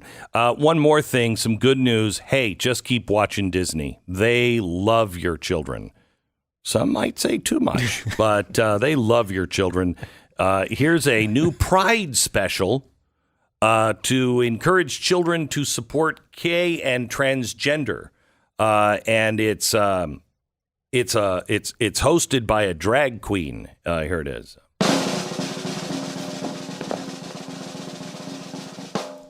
Hello, and welcome to the Disney Plus This Is Me Pride Celebration Spectacular. I'm Nina West, and I'm here to guide you through a magical, musical, and meaningful celebration of the LGBTQ plus community. GLSEN's mission is to create safe and inclusive schools for LGBTQ plus students in grades K through 12. Is it? And Disney Plus Mommy, is so proud to support why does that this lady look wonderful so much like a organization. man? For more information, visit www.glisten.org/pride. Now, I'd like to shine a spotlight on a fellow queen who knows a thing or two about creating an epic Disney Plus inspired look that set the internet ablaze this last year. Esteemed guests and friends, I give you my friend, Jackie Cox.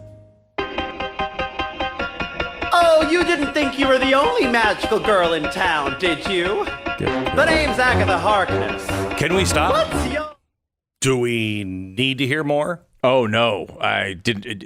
If it was, you didn't ask our opinion. I didn't want to hear it at the beginning. You just sort of sprung that one on us. And sorry, you're right, Stu. I apologize for that. Okay, so here we are on the week of Memorial Day, where people fought and died so Disney could bring drag queens out and teach our children without our permission and most times our knowledge. What a great cut. If I may quote the great Yakov Smirnoff, what a country. Anyway, Goldline has decided, due to the overwhelming popularity of their pre-Memorial Day special last week, that they're going to extend the promotion in case you weren't able to call or you forgot because you're going, for a 3-day weekend. Here's the thing. Just last week, Bill Ackman said that the market collapse is basically the only way to stop inflation. I had dinner with some very wealthy people, and whenever I'm around really wealthy people, I'm like, "Hey, can you throw a few bones my way? What do you think's coming?" And they told me, and they started it with, "Well, you know what's coming." Yeah, I know, but I keep hoping that I'm wrong. Anyway, to stop inflation at this point, tomorrow I'm going to give you some inflation numbers that will boggle your mind. We haven't hit it yet. When we get to the end of the summer, we'll just be entering into staggering inflation.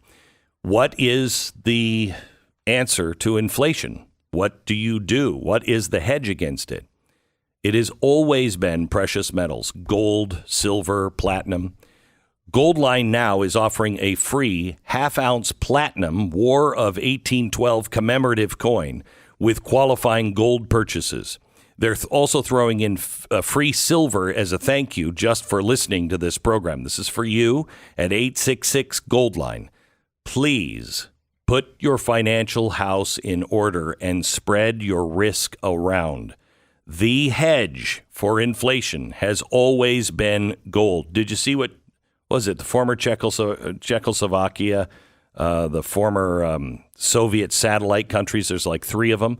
They announced that they are going all in on gold this weekend. One of them is, I think it's Czechoslovakia, is doing $100 million worth of gold and putting it into their vaults. Everybody is starting to say, I'm not sure if the dollar is really a stable thing. Goldline, call them right now. 866-GOLDLINE, 866-GOLDLINE, or goldline.com. Stay informed. Sign up for the free newsletter today at glennbeck.com.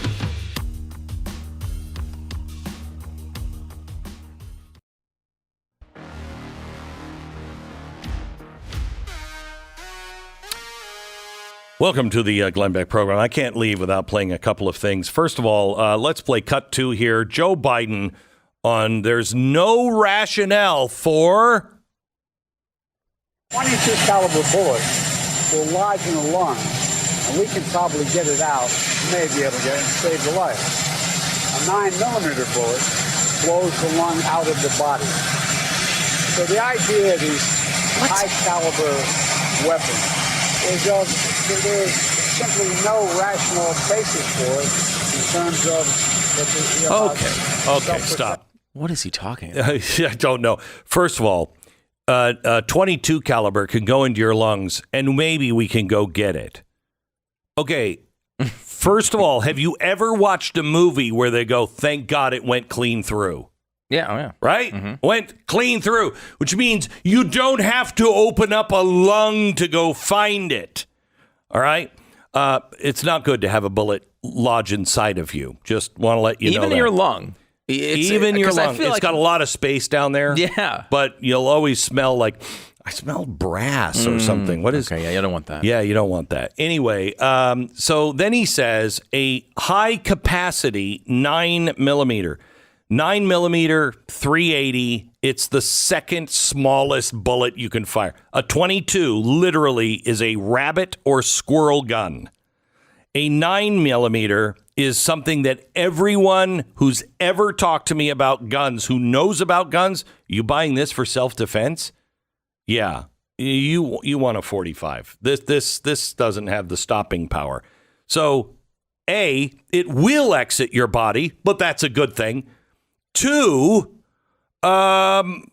it's not a high capacity or a high, what did he call it? High explosive caliber. Mm-hmm. Yeah. These large caliber guns. It's not. It's small. It's small. And it's a great gun. It's the most popular handgun in America is a 9mm.